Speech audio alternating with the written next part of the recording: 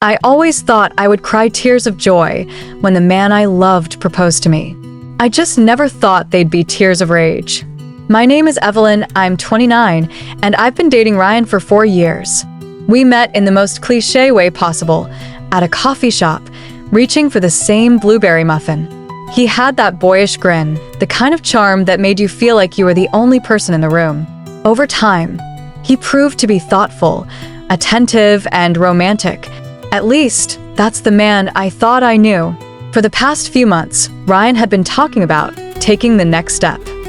I was over the moon. We'd been through so much together, and marriage felt like the natural next chapter. But in the weeks leading up to it, I started noticing small cracks in the perfect picture. It started with late-night texts he wouldn't let me see. "Just work stuff," he'd say, angling his phone away. Then he'd start going out with the guys more often, but his best friend accidentally let slip that Ryan hadn't been with them at all one night. I didn't want to believe it. Not Ryan.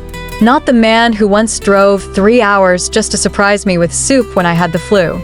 But last Friday, everything changed. Ryan said he was going to a business mixer, the kind with free drinks and networking opportunities. I didn't think much of it until a mutual acquaintance messaged me on Instagram with a blurry photo. It was Ryan, sitting way too close to a woman I didn't recognize. Her hand was on his thigh. His hand was on hers. The caption simply said, "You okay with this?" My stomach twisted. I didn't sleep that night. I didn't cry either. Something inside me just shut off. The next evening, Ryan took me to my favorite restaurant. My parents were there.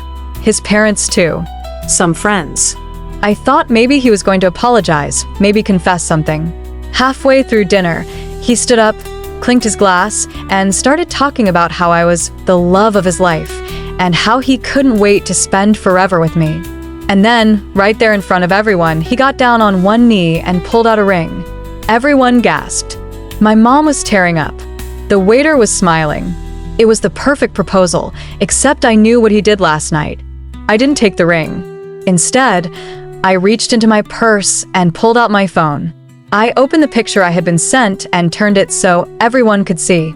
"This was last night," I said, my voice steady. "Before you all start congratulating us, maybe Ryan can explain why he was with her."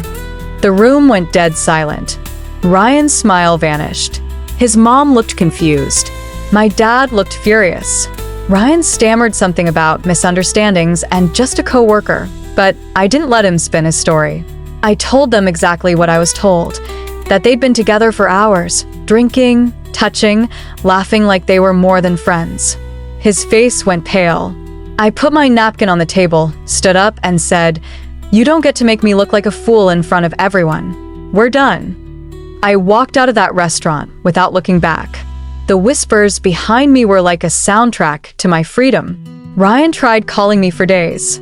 He sent flowers, left voice messages, even got his mom to reach out. But nothing he could say would erase the image of him with that woman. Not when he had planned to propose the very next day, like nothing had happened. I gave the ring back to the jeweler. Yes, he'd already bought it, and used the refund to book a solo trip. I'm leaving next week. I always thought proposals were supposed to be magical, but sometimes the magic is in realizing your worth before you say yes to the wrong person. I didn't get engaged that night, but I did make a commitment to myself.